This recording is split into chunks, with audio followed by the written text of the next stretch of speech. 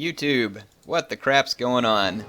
HeirofCarthage back with Heir's faction focus, and this time we'll be talking about Baktria. So Baktria is actually a pretty awesome faction. They were added in on a free LC, if you will, free downloadable content by CA.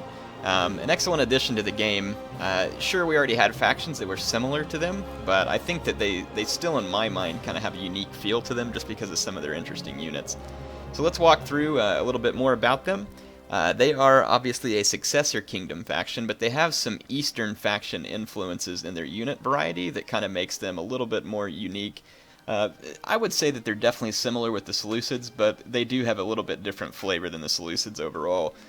You'll see that whenever we get to them. I'd say the Seleucids obviously are their closest resemblance, but they definitely have that Eastern influence that, say, like Macedon or Epirus wouldn't. So yeah, that's just kind of a look at those. Or Egypt, for that matter. So we'll just take a look at their units real quick. So melee infantry, they're a little bit light, kind of like most Successor Kingdom factions. They do have Thorax Swordsmen.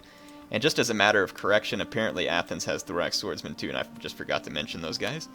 But in any case, yeah, so they have Thorax Swordsmen and Hillman. Baktria and Hillman are very cheap, and they're not all that good, but they do split between armor piercing and base damage, which means that they're fairly effective against armor. They just don't have a lot of attack to begin with, really only useful as a flanking unit.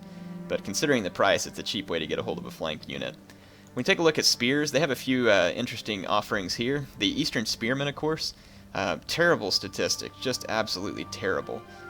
But these guys can be used for a number of uses. One, to reinforce a cav fight for very cheap, and then two, they can be used as charge bait. So put them in the way of an enemy charge to disrupt it, so that your own cav can get better charges. Thurios spears, of course, are their more solid spear unit if you're really wanting to assist on a spear fight. And then, of course, you got scale thorax hoplites. These guys are pretty expensive, but they pack a decent punch for the price. Pretty effective against cav, not so good against much else. And then, of course, you have the Baktrian Royal Guard, which I'm not sure these guys are really cost justified. Unless you just want to bring an infantry unit as your general, it might be good to throw them in there because you can see they're available there. Yeah, they actually don't have the hoplite wall, but they do have a frenzied charge, which is an interesting thing to give them. They have a fairly powerful charge, which is already up to 30, and with frenzied charge, I guess these guys could be kind of scary on the charge, especially for a lighter unit. They have a variety of pikemen, which is handy, everything from levy pikemen to thorax pikemen, so you have a lot of options with pikemen. And then they have a lot of skirmishers, and there's a couple of skirmishers that I want to point out in particular that make Baktria a deadly skirmish faction, in my opinion. One of these is the light peltist, and the reason it is because it has good missile damage, but also 12 ammunition rather than 9, say if you look at these standard peltists. That's a lot more ammo, and it's very helpful. If you look at this Baktrian peltist, it's essentially the same thing as the light peltist, but look at the difference in armor. From 30 to 55, I think these are the highest armor peltists that I've seen in the game. That means that these guys are going to be very resistant to slinger fire, which means that they can move forward under both archer or slinger fire and actually get some effective damage done. So a very dangerous unit, and they have 12 ammunition. So although they're expensive, a very serious unit. One other interesting thing of note is these elite Persian archers. It's hard to cost justify these guys because they're so expensive. They don't have a lot of armor or anything, but they do have actually a very sturdy melee attack, and they even have a spear. It says the bow and spear make them who can use them doubly dangerous. So these guys are actually somewhat resistant to light cav. The problem is that they're archers, and they're going to be vulnerable to slingers, so be careful with them. These Persian light archers, obviously not so good in the melee, but what's interesting about these guys is they're relatively cheap, and they come with 150 range. They don't have heavy shot, but that's a pretty good price for a 150 range archer right there. So just Baktria is definitely a dangerous skirmish faction, and there's even more to it that you'll see in a moment. In the realm of shot cavalry, they have two good options. One is the Baktrian Royal Cav, which is a pretty sturdy unit, and then they have the Hellenic Cataphracts, which is a beast of a unit. You can see the difference in the stats there, so 30 more armor on the Cataphracts, 25 more health, and 2 more melee defense between the Baktrian Royal Cav and the Hellenic Cataphract. They have an excellent offering of melee cav in the sense that they have this Baktrian light horse, which is very effective for as cheap as it is. It even has a 20 bonus versus infantry, which you don't generally find on light horse. So that makes these guys particularly effective for the price. Also have the Citizen Cav with 20 bonus versus infantry, nice offering. And then this Baktrian Noble Horse is probably a unit that most people overlooked. Melee Cav kind of gets overlooked in general right now, but these guys are sturdy. At 90 health, 85 armor, 57 defense, 20 bonus versus infantry, and a 34 charge bonus. These guys are sturdy even in a Cav fight. Now, you don't want them to get charged by a heavy shot Cav unit like these, but if you take them in against, like, say, a lighter shot Cav unit like a Thessalian Cav or a Sakia Extraordinarii, those Cav are going to have a hard time putting down these Baktrian Noble Horses because these guys are so sturdy. So an interesting unit indeed, and very dangerous to sword units that get hit from behind or out of formation. Lighter sword units, not something like a Praetorian Guard or an Oathsworn or something, but you know what I mean, kind of the medium tier sword units. Alright, so in the realm of horse skirmishers, they have everything from these regular horse skirmishers to mercenary Scythian archers, horse archers, Tarentine Cav, and Bactrian horse archers. So what's the difference between these? When you look at it, the mercenary Scythian archers and the Bactrian horse archers have the same missile damage, which is the highest out of the horse archers at least. Both are 125 ranged. Both are at the same fire rate at 6 shots per minute, and both have 15 ammo. The Bactrian horse archers have higher melee attack and weapon damage and health, I believe. Yes. And obviously a higher base morale too, from 30 to 50.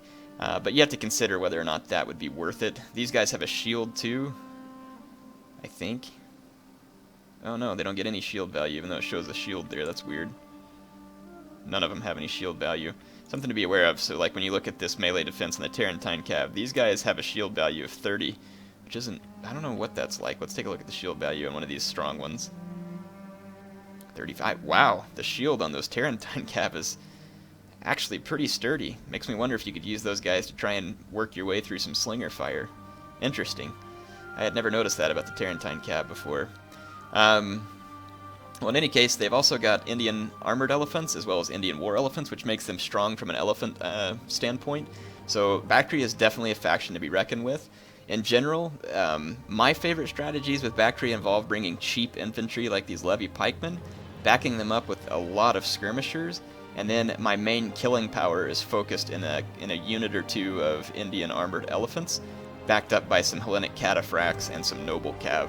So if I were going to build an army with them, that's the way I'd go. I set up a replay for you, so let's go ahead and watch the replay. Some of you are saying, Heir, why aren't you doing these battles against real people rather than the AI? I'm doing it against the AI, so it allows me to show them to you in a light that I want you to see it.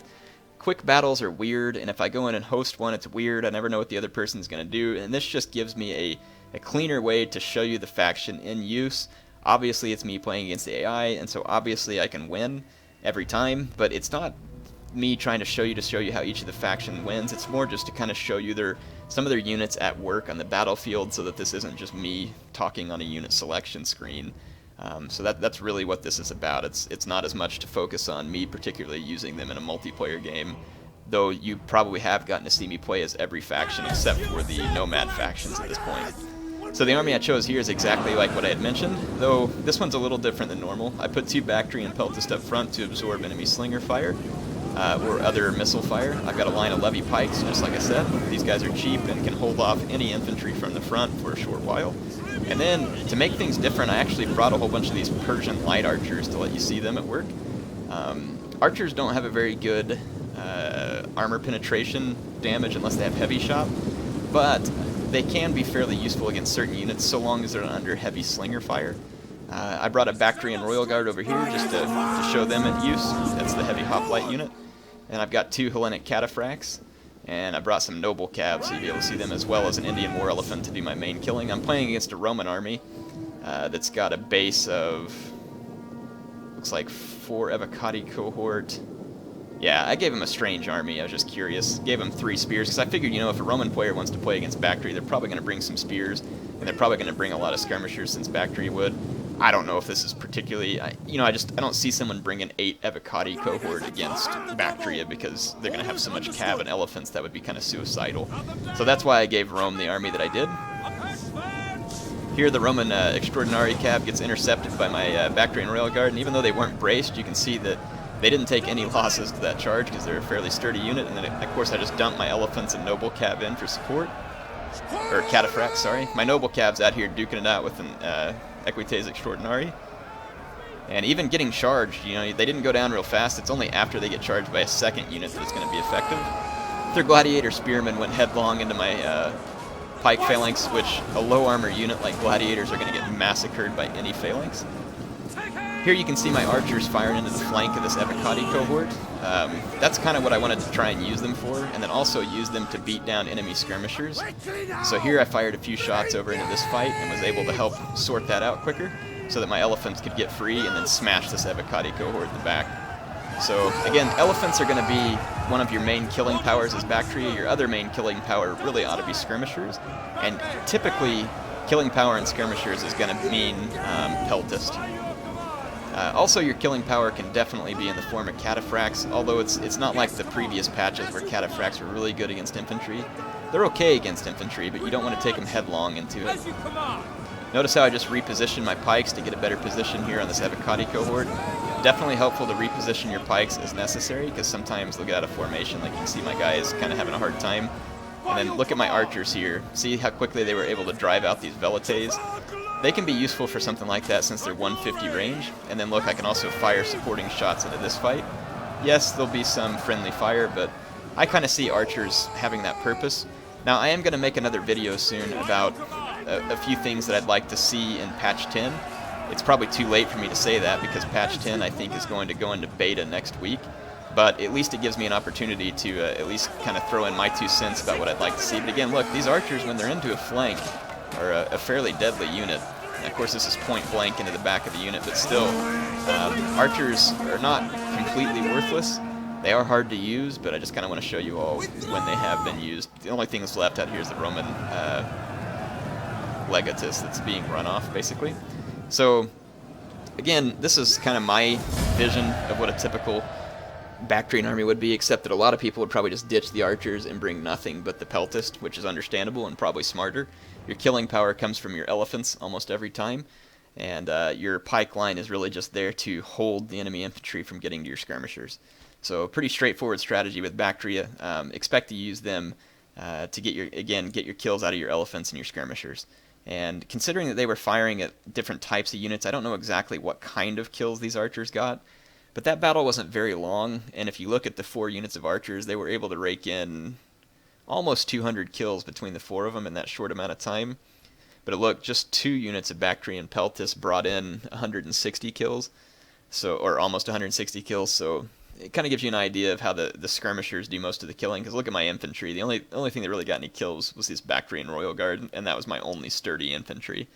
So, well, I guess a couple of these levy pikemen got a bunch of gladiator kills.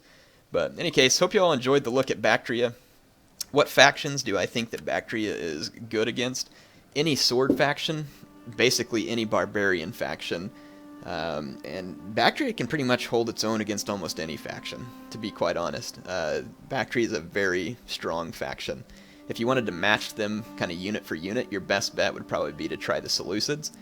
But yeah, Baktria and the Seleucids are definitely 2 of the power factions in the game. So anyway, hope you all enjoyed it. HeirofCarthage signing off for now.